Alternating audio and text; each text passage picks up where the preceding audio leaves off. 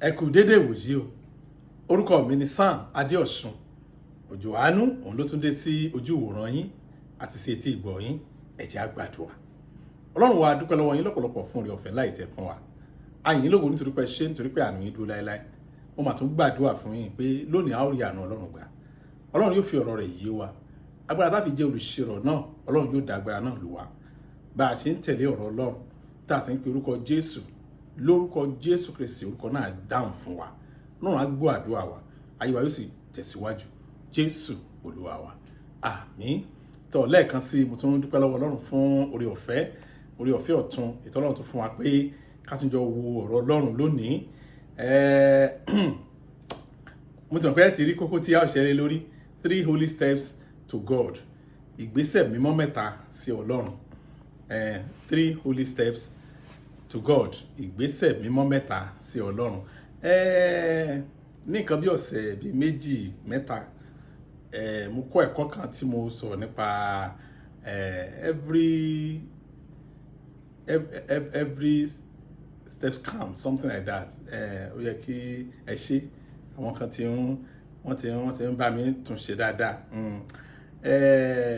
Nínú ẹ̀ láti sọ nípa holiness, ìwà mímọ́ àti bó ṣe rọrùn tó. Ó máa ń yà mí lẹ́nu gan nígbà tá a máa ń sọ̀rọ̀ nípa holiness. Holiness ni pé kéèyàn ra máa rìn báyìí, holiness ni pé kéèyàn káwọ́ sẹ́yìn báyìí, kán kí ẹ̀kẹ́ ní God bless you, God bless you. Ọ̀pọ̀ tí ẹ̀gbà pé holiness wà nínú aṣọ tí ìmúra nìkan la kàn máa rí. Ìgbé ayé kò bá nǹkan kan mu pẹ̀lú ti Ọlọ́run. Nínú ẹ̀kọ́ yẹn lọ́rùn ti ràn wá lọ́wọ́ láti túmọ̀ holiness ní ọ̀nà tó rọrùn. Ó máa wù mí láti sọ ọ̀rọ̀ Bíbélì ní ọ̀nà tó rọrùn. So nígbà tí a kọ́ ẹ̀kọ́ yẹn tán, ẹnìkan béèrè ìbéèrè kan lọ́wọ́ mi. Wọ́n sọ̀rọ̀ nípa ti holiness yẹn.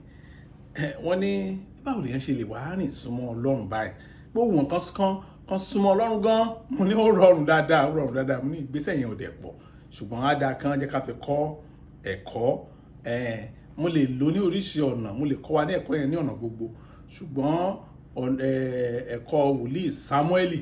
ó ní ó rọrùn jù. Ló jẹ́ ìgbésẹ̀ àkọ́kọ́ tó dẹ̀ dùn jù, tó yéni jù tí mo lè lò láti ṣàlàyé kí ni ìgbésẹ̀ mẹ́ta téèyàn bá ti lè gbé kínní. Tó bá gbé kejì gbà, ìkẹta tó bá gbé báyìí pẹ́kípẹ́kí ló wà pẹ̀lú Ọlọ́run. Tó wà ń bẹ nìyẹn. Torí ọ̀pọ̀lọpọ̀ ìbéèrè la máa ń rí. Wọ́n ní ẹ̀yin ò tiẹ̀ bẹ̀rù àwọn àjẹ́, bẹ̀rù àwọn kí ló fà á. Nígbà tí èèyàn mẹni tó gbàgbọ́, Ọlọ́run dẹ̀ rèé òun rè ń bì. Ìjọ tó bá ti kọ́kọ́ kọ́ńkà Ọlọ́run yẹn, ìjọ yẹn ni mo bẹ̀rẹ̀ sí respect wọn. Ṣùgbọ́n tí ò bá ti síbẹ̀, irọ́ gbáà ni. So ìgbésẹ̀ mẹ́ta yẹn ni a fẹ́ kọ́ ní ẹ̀kọ́ yẹn. Dákun mo fẹ́ ká fi èsì. Kì í ṣe pé ká dẹ̀ gbọ́ nìkan, mo fẹ́ ká fi sí ìwà àti ìṣe wa. Mo sọ fún wa pé mo ní wòlíì Sámúẹ́lì la máa lò gẹ́gẹ́ bí case study lónìí. La máa lò bí àpẹẹrẹ. La máa ti ṣiṣẹ́ tẹ̀lé. Mo gbàdúrà Ọlọ́run á ṣí wa níyè lórúkọ Jésù Kristi. Ohun àkọ́kọ́ bẹ̀, ìgbésẹ̀ mímọ́ àkọ́kọ́ sí Ọlọ́run ni pé Sámúẹ́lì ní etí tó ń gbọ́ ohùn Ọlọ́run. Etí Sámúẹ́lì ó ṣí débi kó lè gbọ́ ohùn Ọlọ́run. Ṣé rí tá bá ti sọ̀rọ̀ débi Ọlọ́run wípé ó máa ń yà mí lẹ́nu lọ́pọ̀lọpọ̀ tí àwọn Kìrìsìtẹ́nì gbàgbọ́ pé àwọn pásítọ̀ nìkan ni Ọlọ́run lè bá sọ̀rọ̀. Ó máa ń yà mí lẹ́nu gan-an. Ètò wá jẹ́ kó ṣọ́ọ̀kì mi bẹ̀ ni pé ẹ̀kọ́ tí àwọn pásítọ̀ ń kọ́ àwọn ọmọlẹ́yìn wọn náà ni pé àwọn nìkan ló ní ipá àti agbára láti bá Ọlọ́run sọ̀rọ̀. Irọ́ pátápátá ni.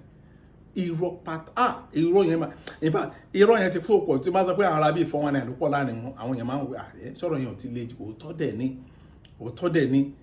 Àwọn pásítọ̀ á máa kọ́ wọn. Olúwa bá mi sọ̀rọ̀, madam Olúwa bá mi sọ̀rọ̀, sister Olúwa bá mi sọ̀rọ̀. Ẹ wo nínú ìtàn Samuel, wòlíì Samuel, láti kékeré, láti ọmọdé, láti boy. Bí lè ṣe ìlú ọ̀rọ̀ yẹn boy. Ó ní Ọlọ́run tí tẹ́ bá lọ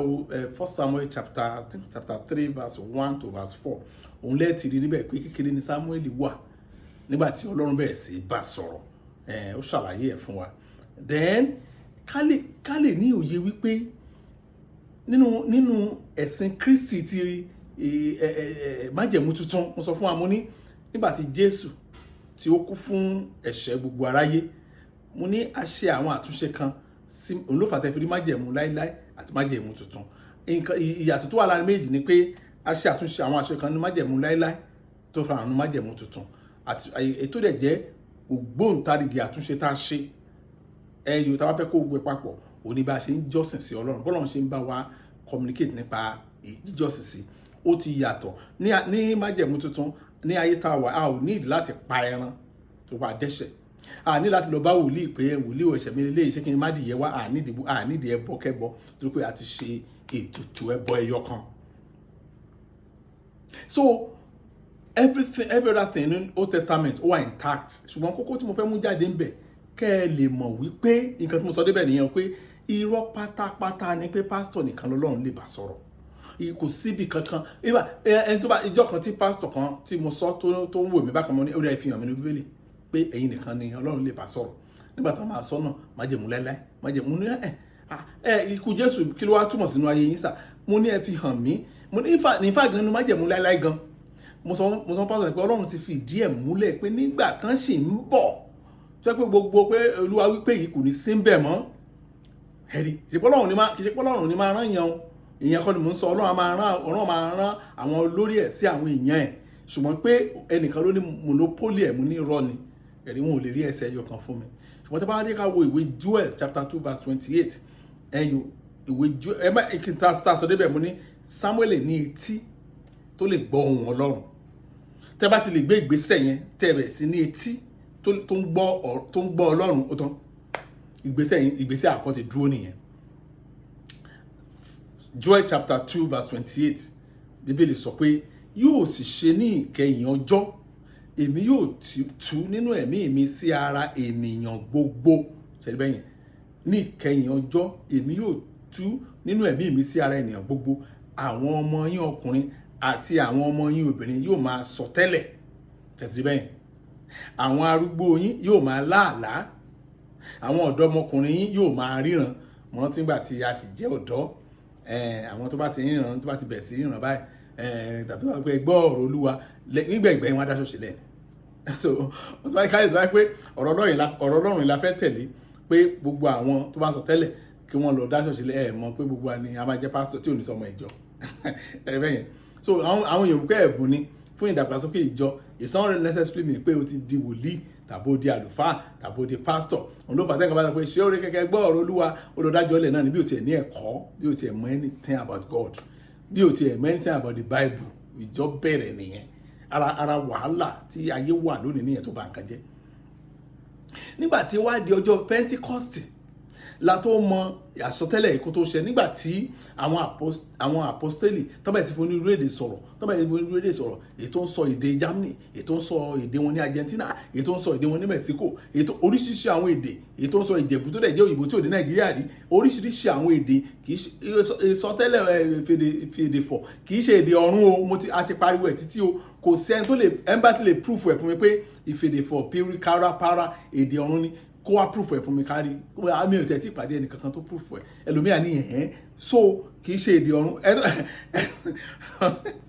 àwọn ọmọ mi kan láwọn tí wọ́n ti ń sọ tẹ́lẹ̀ báyìí àwọn tí wọ́n ti ń fi èdè sọ̀rọ̀ báyìí wọ́n ní àti fẹ́ tó 12 years táwọn tí ń fi èdè sọ̀rọ̀ pírí kára pa àwọn máa pray in the spirit para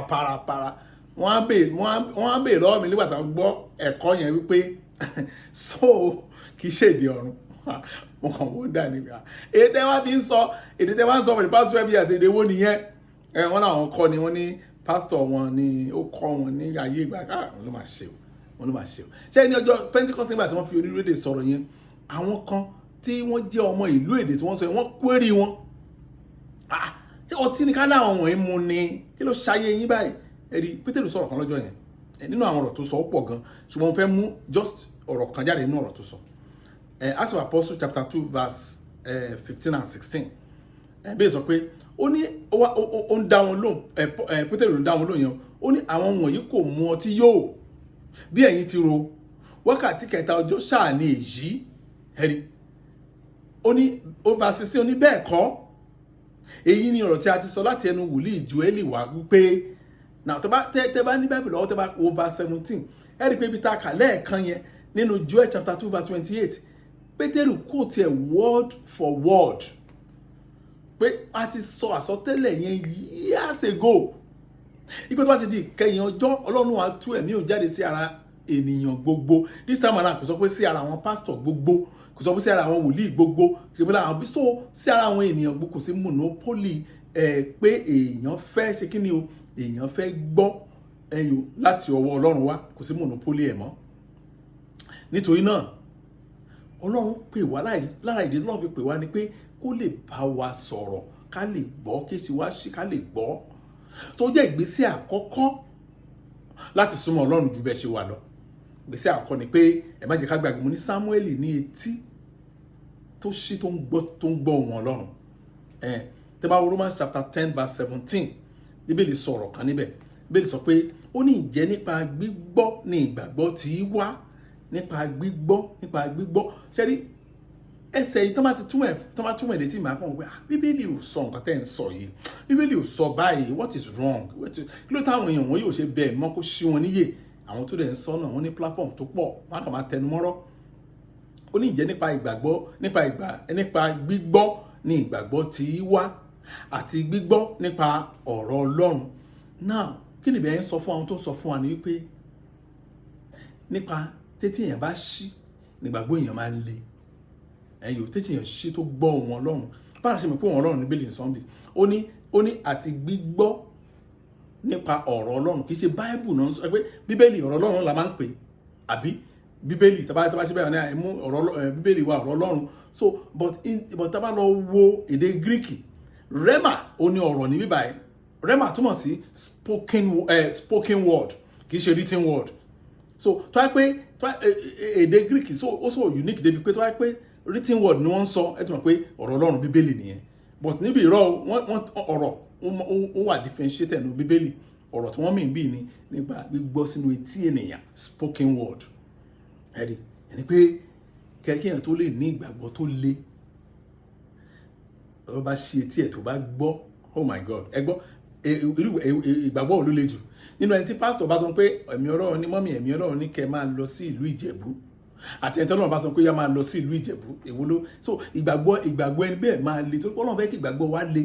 ó fẹ́ bá wa sọ̀rọ̀, ṣùgbọ́n wọn ò kọ́ wa bẹ́ẹ̀ pé Ọlọ́run bá àwọn ọmọ yẹn sọ̀rọ̀, wọn ò kọ́ wa bẹ́ẹ̀. Ohun tí wọ́n kọ́ wa ni pé ṣáà máa sọ̀rọ̀, ìwọ ṣáà máa sọ̀rọ̀, ó yá lanu kó sọ̀rọ̀, ó yá ẹnìkan sẹ́yìn fídíò kan sí mi, ẹ má yẹ kí n tàn yín, mo lanu báyìí. Ẹ wo ẹ̀yin Kìrìsìtẹ́nì, ẹ máa kíyèsára ńgbà míì tẹ́ bá rí ẹni tó ní mental issue, ẹ̀yin tó ń pè ní pásítọ̀ tán gbé ṣọ́ọ̀ṣì, ẹni tó ní mental issue, wọ́n dẹ̀ mọ̀ pé ó ti ní mental issue, wọ́n dẹ̀ gbé ṣọ́ọ̀ṣì, ṣe mọ̀ pé wàhálà àti ìdààmú lórí ẹ̀ máa bá lọlé. Ẹ̀yin ò dípò òmìnira, dípò ìbùkún, dípò àṣeyọrí, abájọ àdúrà pọ̀, ẹni yẹn ó máa ń yà mí lẹ́nu náà tí àwọn pásítọ̀ wa bá fẹ́ bá wa sọ̀rọ̀, ẹ̀yin náà jẹ́lẹ́rìí bí wọ́n á máa ké tó ọ̀fun, wọn á fẹ̀, wọ́n á láùdù máìkì yẹn débi pé eardrum àwọn èèyàn á ní issue nígbà tí wọ́n bá délé. Ló bẹ arábìnrin yẹn ọmọdé ló máa jẹ́ náà, tí ì rí ẹ lọ gbọ́ lè fọ́ sọ̀rọ̀ tó kọ́kọ́ sọ ṣá ká kó ó ní tó bá ń gbàdúrà fún wákàtí méjì, if you are praying for 2 hours and Jesus come, you need to maintain your 2 hours and raise it to 4 hours. Now what does that even mean? Mo ní ẹjọ́ àwọn tó wà mú ní bá mi gbọ́ ọ̀rọ̀ ìwò náà, ẹjọ́ bóyá mi ò gbọ́ òyìnbó yẹn dáadáa, wọ́n tún wá sọ what is wrong with Christianity? God wants you to hear him. That easy.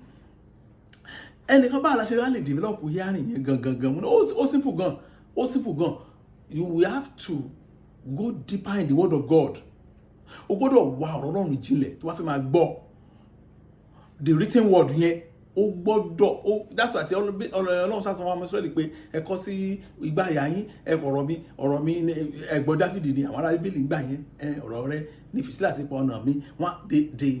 They don't do any other thing than to study the word of God. Wọn ò ṣe ohun míì. In fact, passion tí àwọn ọmọ Nàìjíríà fi ń lé mírèkù kiri,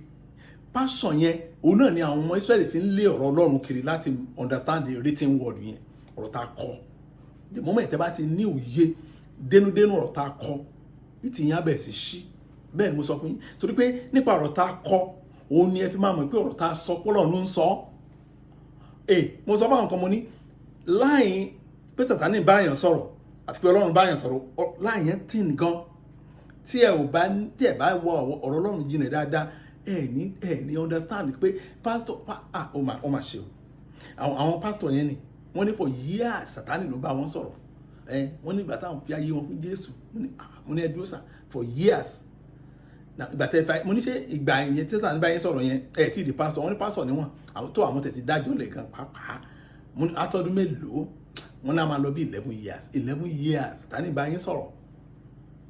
àwọn mélòó ni pastor yẹn lè sọ fún ọmọ ìjọ ẹ̀ pé ẹjọ́ pé láti tẹ̀tí wá church ní 11 years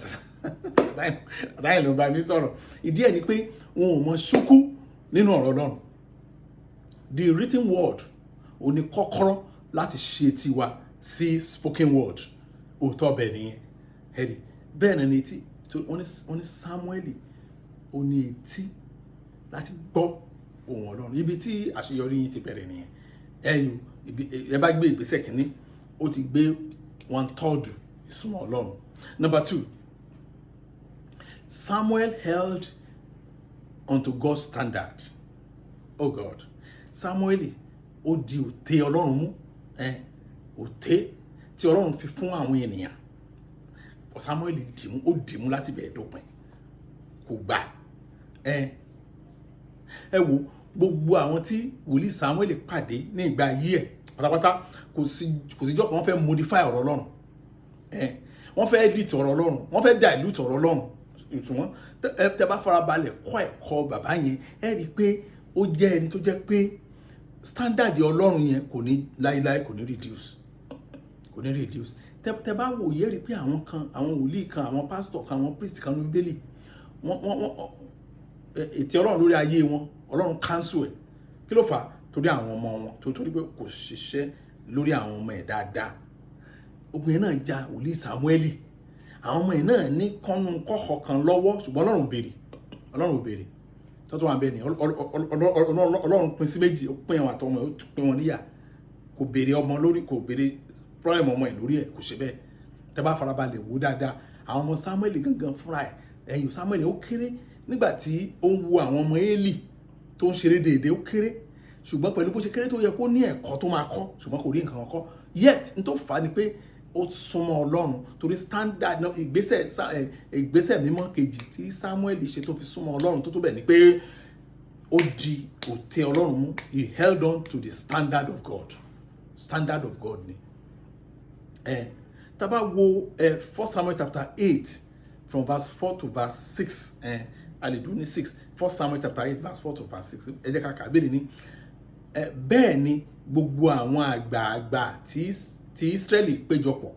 ẹgbọ́n àwọn mélòó gbogbo àwọn àgbààgbà pátá àwọn council wọ́n ti lọ ṣèpàdé lẹ́yìn wọ́n dẹ̀ fi ohùn ṣọ̀kan ẹ wo gbogbo alamọ bó ṣe ń lọ náà even ní board of directors kí chairman dádúró lójú kan kí gbogbo àwọn board pátá kí wọ́n ní ìpinnu ọjọ́ yẹn ni chairman yẹn máa kúrò tí ìpinnu àwọn board báyìí sì ìpinnu chairman yẹn ọ̀kan yẹn wọ́n lè lékò lórí oyè bẹ́ẹ̀ náà ló ṣe rí àwọn àgbààgbà Israeli láti ìdílé kọ̀ọ̀kan ẹni wọ́n ní bẹ́ẹ̀ ni gbogbo àwọn àgbààgbà tí Israeli péjọ wọ́n sì wá sọ́dọ̀ Samuel ní Rama verse 5 wọ́n yóò fún un pé ìwọ ti di arúgbó àwọn ọmọ rẹ kò sì rìn ní ọ̀nà rẹ ẹ̀gbọ́n bẹ́ẹ̀ àwọn ọmọ ẹ̀ wọn ò dàbí òun fúnra ẹ̀ wọn ò rìn lọ́nà ẹ̀ bẹ́ẹ̀ sọ pé wọ́n ṣe nǹkan tó burú bí àwọn ilé ọbọ̀ tó rìn lọ́nà bàbá wọn wọ́n á sọ pé nísinsìnyí ìyẹn ọba fún wa kí ó lè máa darí wa gẹ́gẹ́ bíi ti gbogbo orílẹ̀-èdè ṣùgbọ́n nígbà tí wọ́n wí pé fún wa ní ọba tí yóò darí wa èyí kò tẹ́ Samuel lọ́rùn ó sì gbàdúrà sí Ọlọ́run ṣe bẹ́ẹ̀ kò ṣe kí ni kò tẹ́ èyí kí ló fà á ṣe rí àti àwọn àgbààgbà yẹn àti wòlíì Samuel wọ́n mọ̀ dáadáa kì í ṣe pọ́ńṣẹ̀ máa lọ kọ́ wọ́n mọ ìpinnu Ọlọ́run wípé wọn ò gbọ́dọ̀ ṣe bí àwọn orílẹ̀-èdè yòókù láti bẹ̀rẹ̀ ní kíní yẹn ti wà kò sẹ́ tó gbọ́dọ̀ kọ́ra nínú gbogbo wọn kò sẹ́ sọ pé ṣó possible ṣá ṣó yẹ kó rí bẹ́ẹ̀ ṣá irọ́ ara òfin Israeli ni wípé even gan Ọlọ́run sọ fún àwọn ọmọ Israeli pé tẹ́ bá kò ní ìlú wọn tẹ́ bá lọ sí ilé àjèjì wọn ò gbọ́dọ̀ kọ́ ìwà àwọn ará bẹ̀ Ọlọ́run sọ fún pé òun fẹ́ jẹ́ kí ọba kó rúlu wọn ní Israeli òun ló fẹ́ máa rúlu wọn wọ́n ti mọ̀ tipẹ́tipẹ́ ṣùgbọ́n ní sẹ́mọ̀ràn wọ́n á ṣèpàdé majority carry the vote ní gbogbo àwọn àgbààgbà Israeli pátá òní wọ́n fohùn ṣọ̀kan wọ́n ní fún wa ní ọba tiwa ẹ̀rí Ọlọ́run ò judge Samuel nípa ọ̀rọ̀ tí wọ́n sọ yẹn náà tó wá pé àwọn ọmọ Samuel wọ́n rìn ní ìlànà bàbá wọn, Samuel máa complain pé àwọn ọmọ mi kẹ̀, ṣùgbọ́n òun gan mọ̀ pé wọn ò perfect, ẹ̀yọ́ a ò rí ìwà pípé bàbá wọn lọ́wọ́ àwọn ọmọ, ṣùgbọ́n yet kí ni Samuel ṣe? Ó padà lọ bá Ọlọ́run nítorí pé ó dúró lórí standard yẹn pé àìrọ̀ tó lọ́run sọ fún mi yàtọ̀ sí yẹn, àìjẹ́ ń padà o tó bá ó gbà tó sọ fún mi o kò ní sí pé dàbí àwọn dáàdì yẹn ni ó ní ìgbà táwọn ìjọ dẹ̀ ń yarí tó ń sọ pé ìjọ òdùn tó ń ṣe kíní wọ́n níjọ òdùn káwọn kó má di pé oníkàkùn wọn máa lọ ló ń ṣe bẹ́ẹ̀ mo lẹ ṣe kíni ẹ sọ tán ẹ máa sọ níbi àmọ́ nǹkan tẹ́ ṣe bọ̀ tẹ́ sọ ẹ̀yin ẹ sọ lẹ́nu yín bóyá ó dùn sọ wọ́n nítorí ẹ̀ làwọn ṣe máa ń gbé àwọn olórin wá bó ṣe ní kíní kan bó ṣe ní kíní anybody bá ti lè entertain wọn ẹ̀rí bẹ́ẹ̀ Samuel ò ṣe bẹ́ẹ̀ ó di òtí Ọlọ́run mú nígbà tí ẹ bá ti dé ìkórìtà yẹn tó gbé ìgbésẹ̀ kejì yẹn ó ti súnmọ́ Ọlọ́run ní ó kù díẹ̀ ẹyọ tó mọ̀ wà ní ẹ̀gbẹ́ pẹ́kí so ṣe rí kíní kan fẹ́ ká mọ̀ nípa Ọlọ́run àti ayé, àwọn méjèèjì ò ní àìsọyépọ̀ kankan láti ìbẹ̀rẹ̀ ìṣẹ̀dá Ọlọ́run àti ayé wọn ò ṣọ̀rẹ́ rí for once. Yẹn ló máa ń yà mí lẹ́nu nígbà táwọn wòlíì wa àwọn pásítọ̀ wa tí wọ́n bá àwọn ìjọba àwọn religious leaders tí wọ́n máa romance pẹ̀lú political leaders ẹ̀yẹ náà wá ìyẹ̀yẹ kò tẹ romance yẹn ò tiẹ̀ mú ayọ̀ wá rí, ìbànújẹ́ àti ẹkún àti ibi ló máa ń sábà mú wa. So ẹ rí i pé nǹkan mọ́ sọ níbẹ̀ ni pé ayé àti Ọlọ́run wọn ò sí nǹkan tó jọra wọn ẹ̀yọ̀ tí wọ́n fi rìn pọ̀ ní Jeremiah chapter 6 verse 16 ní kí wọ́n bẹ̀rẹ̀ fi hàn wá mo sọ fún wa pé ànímọ́ kejì tí Samuel ní èrè mímọ́ kejì tó ní láti tó fi súnmọ́ Ọlọ́run òun náà rọrùn wọ́pọ̀ òun náà ni pé Samuel ó di standard Ọlọ́run mú ti Ọlọ́run ó dì mú dáadáa. Mo sọ fún wa pé mo pe Jeremiah chapter 6 verse 16 Jeremiah chapter 6 mo fẹ́ ká kíní kan bẹ̀ Jeremiah chapter 6 verse 16 béèrè ní èyí ni ohun tí Olúwa wí. Mo sọ fún wa mo ní ayé àti Ọlọ́run wọn ò ṣe kíni wọn ò ṣọ̀rẹ́ rí. Mo fẹ́ fún wa ní àpẹẹrẹ èyí ni ohun tí Olúwa wí, ẹ dúró sí ìkóríta kí ẹ sì wò, ẹ béèrè fún ọ̀nà àtijọ́, ẹ béèrè ọ̀nà dáadáa nì kí ẹ rìn nínú rẹ̀, ẹ̀yin yóò sì rí ìsinmi fún ọkàn yín, ṣùgbọ́n ẹ̀yin wípé àwa kì yóò rìn nínú rẹ̀. Ṣé rí pé ayé àti Ọlọ́run mọ̀ para bó tó wá kú àwọn tó máa gba ọ̀rọ̀ yìí ẹlòmíràn ni mi fẹ́ kán pè mí ní old school àǹtí yẹn sọ bẹ́ẹ̀ fún mi mọ́mọ́ mi ẹ̀fẹ̀jú ẹ̀sùn mo ní gbọ́ àǹtí wọ́n ní gbàtẹ́ dé school gbogbo ti yàtọ̀ wọ́n fi fọ́tò yín hàn mí ní school mo lè rú bà mí mọ̀ pé ìyá yín náà àti kọ́ bí ó ṣe máa rí lórí social media àǹtí yẹn bí pé ìyá ògbóyìnbó ṣùgbọ́n lọ́dọ̀ wa a kì í bá èèyàn ṣe nǹkan kan láíláí pé ẹjọ́ ẹ bá mi wá kọ́ àwa tá a mọ̀ àwọn alátọ̀run màmá ìwà ni ọmọ ẹ̀kọ́ kan la kọ́ tí mo sọ fún àwọn òbí pé tẹ́ bá ti jẹ̀bi kò sí òbí mi tó wá bá yín jìyà yín lè máa dá jìyà yín ẹjọ́ ẹ bá mi wo Facebook ọmọ mi ní màmá Facebook èmi kan náà ń bèèrè lọ́wọ́ ẹ̀ ọ̀nà dáríjì mo kàn wí gbọ́ mi ní màmá Facebook wo náà wá bá yín wò lè kọ́ kẹ́ ẹ kọ́ so ẹni tẹ́ ń bèèrè lọ́wọ́ yín ti bá ìgbà tó ń bọ̀ látọ̀ ló mú àìdíà yẹn wá wọn ní ẹ lọ kọ́ kíní ẹ lọ kọ́ wọn báwo lè ṣe máa ẹ lè bá wọn wọ́pọ̀ àkáǹtì yẹn lè le díẹ̀ ṣùgbọ́n báwo lè ṣe máa lò ẹ kọ́ wọn fóònù gidi lọ́mọ yín rà fún yín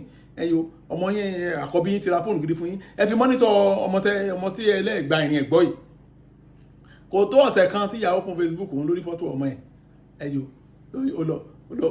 ìyá ìbílí pé skul ló wà lọ ya fọ́tò ní night club tó ti mú ṣíṣà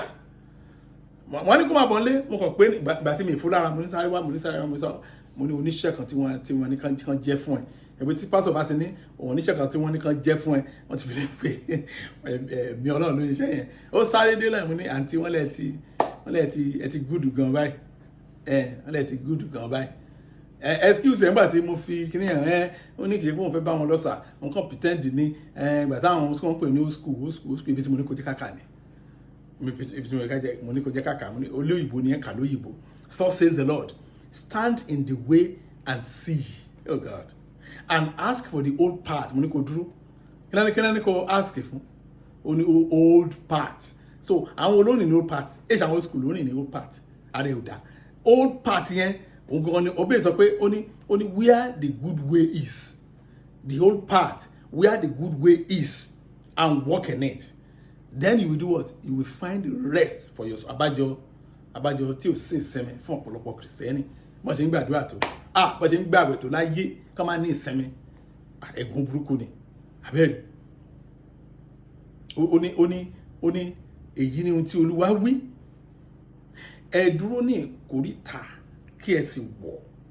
ẹ béèrè fún ọ̀nà àtijọ́ ẹ béèrè ọ̀nà dáradára nì kí ẹ rìn nínú rẹ̀ ẹ̀yin yóò sì rí ìsinmi fún ọkàn yín wow ṣùgbọ́n kí la ayé wí ayé wí pé láyé àbádà àwọn ò ní rìn nínú rẹ̀ ohun tí ayé ń try sọ ni pé àwọn ò ní sinmi láéláé nǹkan tó ń sọ nìyẹn kì í ṣe pé mo gbàdúrà ẹ ó rí ìsinmi lórúkọ Jésù Kristi lórí ọmọ lórí iṣẹ́ lórí ìdílé aya á rí ìsinmi lórí ọkọ ọkọ á rí ìsinmi lórí aya òbí á rí ìsinmi lórí àwọn ọmọ àwọn ọmọ á rí ìsinmi lórí àwọn òbí wọn lórí iṣẹ́ lórí ayé wa lórúkọ Jésù Kristi mo bá àwọn pásítọ̀ kan sọ̀rọ̀ lẹ́nujọ́ mẹ́ta ẹ̀rí wọ́n ìbéèrè pọ̀ lọ́jọ́ yẹn wọ́n làwọn ti gbọ́ mẹ́sẹ̀jì yín pọ̀ wọ́n làwọn nínú ẹ̀ làwọn ti ń gẹ̀ẹ́sì àwọn ìrìn àjò yín àtijọ́ nígbà tí nǹkan ò tí ì dáa nígbà tí nǹkan ò tí ì dánmọ́rán wọ́n ní báwo lẹ ṣe tẹ hold on to this part tẹ hold on to that part tẹ hold on to the standard mo á rẹ́rìn mo ní tí ọ̀rọ̀ náà lẹ́sọ tẹ́ ń káràmásìkì wọn báyìí tẹ́ ń ṣe báyìí mo ní kò sí nǹkan tó special bẹ́ẹ̀ wọ́n ní àwọn náà fẹ́ dára wọ́n ní beware of what you wish for ṣẹ́rù bọ́rọ̀ ọ̀nù ni wọ́n bẹ̀rẹ̀ ọmọ oníṣẹ́rù mo ní gbogbo ènìyàn pátá tí mo bá pàdé pátá òun ló fún mi ní option pé kí n dilute ẹ̀ díẹ̀ àìmọye àwọn ọ̀gá tó sọ fún mi pé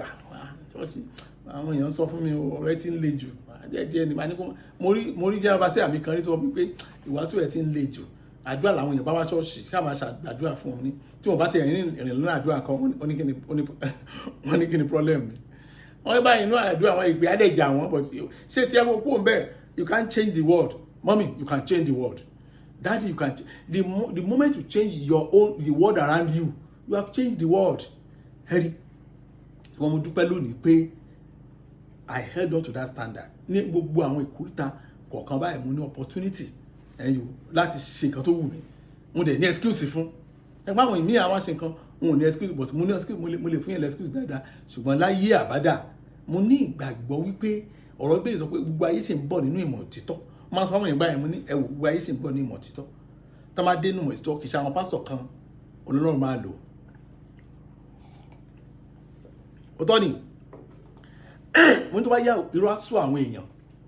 tí wọ́n bá dẹ̀ sọ àwọn èèyàn kan ṣe àwọn pásítọ̀ kan náà máa lò láti sọ òtítọ́ jáde wọ́n ní òtọ́ mo ní mò ń tó dìgbà yẹn àwọn míì àmà fi mí rẹ́rìn wọ́n ní tó bá ti kú kó tó dìgbà yẹn excuse me wọ́n tó bá ti kú tó dìgbà yẹn gan mo ní ẹlòmíì ló máa jàǹfààní ẹ̀ wọ́n dúkọ́ lọ́lọ́run pé àti àwọn àti àwa kò tẹ́ tó kú ní wa a lè rí kó ṣẹlẹ̀ ní lifetime wa so tó bá ti lè hold on to the standard of God àti gbogbo ìṣẹ́ kejì àwárí Ọlọ́run rẹ̀ àti bẹ́ẹ̀ dọ́dọ̀ wọn. Number 3 Samuel obeyed God even when others disobeyed. Wow tẹ́ bá wo bí dáadáa ẹ rí i pé ọ̀rọ̀ kì í síbẹ̀ yẹ pé Samuel gba Ọlọ́run gbọ́ nígbà tí àwọn míì tí wọ́n kọ̀ tí wọ́n gba Ọlọ́run gbọ́. Mọ́mì tí ẹ ò bá ṣe àǹkó ìwà dádì tí ẹ ò bá ṣe àǹkó ìwà mo fi dá yín lójú pé Ọlọ́run á ṣe yín lógo bẹ́ẹ̀ ṣe ń gbọ́ mi bẹ́ẹ̀ ṣe ń wò mí Ọlọ́run á ṣe yín lógo lórúkọ Jésù. ẹ̀yin ọmọ Ọlọ́run ó jẹ́ nǹkan tó yà mí lẹ́nu nígbà tí Samuel bá ń sọ ọ̀rọ̀ Ọlọ́run báyìí ní Olúwa láì bẹ̀rù láì fòyà pẹ̀lú ọkàn akin. Ẹ wo gbogbo alamọ iṣẹ́ tí Ọlọ́run rán wòlíì Sọ́ọ̀lù nínú ìtàn ọba Samuel ẹ dákun ẹ má bínú ó wá bẹ́ẹ̀ sàn iná àmọ̀ díẹ̀ ẹ ṣe jàre tẹ́ fún mi lómi thank you God bless you. ẹ rí ṣe rí gbogbo alamọ pé Ọlọ́run rán ọba Sọ́ọ̀lù sí ìlú Amẹ́líkì wọ́n ṣe ń wo torí wọ́n ṣe àwọn ọmọ òun wọ́n ṣe wọ́n níbi wọ́n á dẹ̀ pa wọ́n gbogbo alamọ pé ọba Sọ́ọ̀lù ni Ọlọ́run rán kó lọ ṣiṣẹ́ yẹn gbogbo alamọ pé ọba Sọ́ọ̀lù ò parí iṣẹ́ ó ẹdítì ẹ̀ mo sọ fún àwọn ìtọ́lọ̀ bá ránṣẹ́ ẹ̀ ń bá edit ẹ̀ to his own detriment ni nígbà tí a rí nínú nígbà tí wòlíì Samuel ó wà lọ bá ọba Sọ́ọ̀lù iṣẹ́ tọ́lọ̀ ràn yín kọ́ Olóò ti ṣe kí ni mò ń gbọ́ yìí kí í ṣe àwọn àgbò àtàgùtàn ni mò ń gbọ́ tó ń pariwo yìí kí màálù òun màálù ni mò ń gbọ́ yìí wá give excuse bó ṣe ń give excuse yẹn lọ́wọ́ mo wá rí ọ̀rọ̀ tí Samuel sọ ó bà mí lẹ́rù ọkàn tí ẹ ò bá mọ ipò ọba lásìkò gbà yẹn ẹ lè understand wòlíì wọ́n máa ń yà mí lẹ́nu láwọn pastors wà wọ̀nyí wọ́n máa ń bá àwọn political leaders sọ̀rọ̀ wọ́n máa ń yà mí lẹ́nu gan pé ṣọ́lọ́run dẹ̀ ran àwọn ṣáwọn yìí dẹ̀ ní ẹ̀mí Ọlọ́run báyìí ibo làwọn yìí ti ibo láyé ti kàgbákò gan mo ti máa ń sọ tèmi nìyẹn nígbà tí mo rí nínú 1 Samuel chapter 15 verse 16 bí Saul ṣe ń give excuse lọ ẹ̀gbọ́n kan Samuel sọ láàrin méjì ọ̀rọ̀ then Samuel said to Saul be quiet wòlíì sọ fún president be quiet pastor wòlíì sọ ní Nàìjíríà kó wà níwájú president Nàìjíríà ó ní be quiet àwọn èèyàn lóde wà ń bẹ́ẹ̀ kí ni ẹ̀rù prison là máa bá kí ló fà á torí pé àwọn ọmọ yẹn it is God or nothing Ọlọ́run or nothing wọn ò rẹ́dí láti gbọ́ nǹkan míì mọ́ tọ́lọ́run sọ yẹn ni kò sí nǹkan tó kàn wọ́n Samuel sì wí fún Sọ́ọ̀lù pé dákẹ́ jẹ́ kí èmi kí ó sọ ohun tí Olúwa wí fún mi ní alẹ́ àná fún ọ I will tell you what the Lord said to me last night Sọ́ọ̀lù kí ló Ọlọ́run sọ kí ló wí a ò gbọ́ pé Sọ́ọ̀lù ní àṣẹ láti pàṣẹ ikú fún a ò gbọ́ pé Sọ́ọ̀lù ọba mà ní ó yẹ ká mọ àwọn ọba kan ní ayé nílẹ̀ Yorùbá láyé ìgbà kan láì ṣe àwọn ọba politician ní sin àwọn kan ní mo sọ àwọn ọba tí ò mọ̀ pé tó ń lọ àwọn ọba ní ilẹ̀ Yorùbá nígbà tí ojú sì dúdú tó máa ń nídìí orí obìnrin mẹ́fà ni kò sí nǹkan tó ń jẹ́ bẹ́ẹ̀ but àwọn ọba ti sin nígbà yẹn náà tó máa ní wọ́n gbẹ́sẹ̀ lé obìnrin yẹn wọ́n gbẹ́sẹ̀ lé náà sọ nígbà yẹn ṣùgbọ́n ní ìsìn tọ́ba kan bá gbẹ́sẹ̀ burúkú kan síwájú gan wọn á kàn lè rọ lóyè ṣá wọn á lè dànù kó lóyè gómìnà bìí á kàn lè dànù nígbà tí ọ̀rọ̀ wọn ló ti gba sálárì ẹni kí wòlíì sọ fún ọba kó dá kó keep short keep quiet wòlíì ṣùgbọ́n àṣírí ibẹ̀ ni wípé Samuel gba Ọlọ́run gbọ́ nígbà táwọn ìyókù ìgbàgbọ́ tí Samuel dẹ̀ gba Ọlọ́run gbọ́ kò kí àwọn tó máa tẹ̀yìn ẹ̀ jáde onígbòho tó ń sọ yìí ntọ́lọ̀ ń sọ fèmí lánàá nìyẹn ẹ̀yin náà wò ọ̀pọ̀lọpọ̀ wà àwọn ọ̀rẹ́ wa lágbàgbọ́ àìdí àtún fún wa là ń tẹ̀lé àwọn pásọ̀ àgàmúra wa lágbàgbọ́ àìdí àtún fún wa là ń tẹ̀lé wọ́n níbẹ̀ náà ṣe ń ṣe mọ́mí yẹn sọ fún mi ní ọjọ́ òní ó ti lọ bí ọ̀sẹ̀ méjì báyìí wọ́n nígbà tán dé ìlú yẹn tán lọ ṣọ́ọ̀ṣì yẹn pásọ̀ ní àìpéṣọ ti gbàwé ìgbélu náà ti gbà bá kí ló wá ń ṣe sí olóhùn gbàdúrà pásítọ̀ tá a pè ní ìránṣẹ́ Ọlọ́run wá ní àdúrà orí àdúrà ló wà ẹgbọ́ iṣẹ́ tó ń ṣe gan kìrìsáìsì ẹ̀ ó ní orí àdúrà ló wà wo ṣé o fẹ́ gbàwé ó ní àmú fẹ́ gbà dáàdi ó ní ẹ gbàwé kó sọ ó yá wà á rí ìjẹ ó yá ẹ máa fẹ́ra yín bá ti fẹ́ra yín ẹni olùmọ̀ bá wọn ṣèwé wáyé báyìí fún ẹ máa fẹ́ra yín ẹ máa pretend fún àwọn gọ́ọ̀mẹ̀ntì ẹ fẹ́ra yín mo wá bèèrè ọmọ mi yẹn pé ṣé ìgbà tí ẹ wá tán fún yín lọ́kọ ṣé ọkọ yẹn lè fẹ́ lónìí wọ́n ní rárá now ìgbà tí ẹ ń fẹ́ ọkọ yẹn ní on paper ẹ kọ síbẹ̀ pé àtẹ̀yìn ọkọ àtìyàwó ni ó ní bẹ́ẹ̀ ni ẹ láti lọ gbàdúrà o tó gbọ́n mo béèrè kan tó tẹ̀lé mu nígbà tẹ́ ti wá ṣe bẹ́ẹ̀ tán èlú wá ní èrè yín tẹ́ ti jẹ láti ìgbà tẹ́ ti dọmọ nílùú wọ́n ló lágbára sà sóòótọ́ fún yín ẹ ti fi rọ́pìlẹ̀ ẹ̀ tápẹ́ ìfẹ́ra yín rí nígbà yẹn ni tẹ́ wàá fẹ́ra yín mọ́ ọ̀tọ̀ tún nìyẹn o ẹ̀ ń fẹ́ra yín gbà yẹn ó dẹ̀ ṣèwé fún yín ẹ̀ wàá fẹ́ra yín mọ́ báyìí ọ̀tọ̀ nìyẹn o ṣùgbọ́n láti bẹ̀rẹ̀ pẹ̀pẹ̀ lẹ sọ pé ṣáàjì ká pretend pé ọkọ àtìyàwó ni wa ẹ padà sọ́dọ̀ Ọlọ́run ni o ẹ wàá ṣe bẹ̀ Ọlọ́run kó bá yín fọ ìpìlẹ̀ yẹn mọ́ how affect yín tọmọ mo ní kì í ṣèpè ara ìṣòro tí kì í sẹ́yìn lónìí nìyẹn wọ́n ní pásítọ̀ wọn náà ló wà lẹ́yìn jẹ́ ọ ní gbígbà tó ṣe pásítọ̀ jẹ̀bi ṣe bí ilé ẹ̀ ló wà ṣọ́ọ̀bù ẹ̀ ló jókòó sí tẹ́tẹ́ ẹ̀ ti lọ nájà ẹ má bínú but òkodoro nìyẹn à ń sọ pé súnmọ́ Ọlọ́run là ń sọ third step yìí ó jẹ́ lágbára kan torí pé obedience wọ̀ kì í ṣe obedience rẹ̀ pé màá tẹ̀lé àṣẹ tó rọrùn eléyìí ò ṣeé ṣe o ẹnìkan ló sọ mi ó ní pastor ìtẹ̀sọ́ yẹn máa lágbára díẹ̀ pé ẹ̀yin pastor òun lè ṣerú ẹ̀ àwọn ọmọ ìjọ ni wá àlágbára àti ṣerú ẹ̀ mú ohun tí má ṣe o mo ní ṣe nǹkan tẹ̀ sọ mi báyìí ni pé pressure ayé pọ̀ jù fún yín nìyẹn mo ní ẹ lọ bèèrè lọ́wọ́ àwọn pastor tó tán tí ẹ̀yin tẹ̀ ń ṣiṣẹ́ ìjọba tàbí ẹ̀dá okòwò lẹ̀ tẹ̀ rí àwọn èèyàn lójoojúmọ́ pressure wà lọ́rùn pastor 2 times 10 tí yín ẹ lọ bèèrè lọ́wọ́ àwọn ìránṣẹ́ Ọlọ́run tó tọ́ mi náwọn gàmọ́ra o àwọn yẹn tí obìnrin olórí mi bá ta fèlèfèlè wọn á ṣàbálẹ̀ o àwọn kọ́ ni mò ń sọ o bó olówó bá kọjá níwájú wọn wá jókòó lé o àwọn kọ́ ni mò ń sọ o mò ń sọ nípa àwọn ìránṣẹ́ Ọlọ́run tó tẹ́ lọ bèèrè lọ́wọ́ wọn pressure tó wà lórí wọn 24/7 ni ó wà relentless ìgbé ayé Jésù ó sọ kíní kan nínú ìwé Hebrew chapter 5 verse 8 and 9 pẹ́kẹ́ listen dáa sí ọ̀rọ̀ yẹn ó ní bí òun tilẹ̀ ń ṣe ọmọ Ọlọ́run síbẹ̀ ó kọ́ ìgbọràn nípa ohun tí ó jìyà rẹ̀ mo mọ̀ ká Yorùbá ni pé bí akíntú kà lóyìnbó ni though he was a son yet he learned obedience by the things which he suffered ó kọ́ ìgbọràn Jésù nìyẹn náà sọ̀rọ̀ ẹ̀ ń bẹ́ o bó tilẹ̀ jẹ́ bó jẹ́ pé ọmọ Ọlọ́run ni bó jẹ́ pé ọmọ Ọlọ́run ni fúnra ẹ̀ wọ́n ló ṣe kí ni ó kọ́ ìgbọràn ẹ̀yìn nípa ohun tó jìyà rẹ̀ verse 9 ó ní bí a sì ti sọ ọ́ di pípé